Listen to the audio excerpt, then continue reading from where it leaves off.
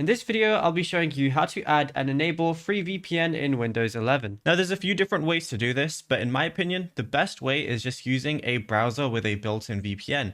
And for this, what you want to do is just go ahead and get the Opera browser. So I'll show you how to get it right now. All you want to do is go over to your browser of choice, like Google Chrome, and then type in Opera like this, and you're going to see opera.com as the first option. Go to download Opera and then press download now, and then just run the installation file. Then whenever you go ahead and open up your Opera browser, you can search everything, but before you search, go over to this VPN icon right here.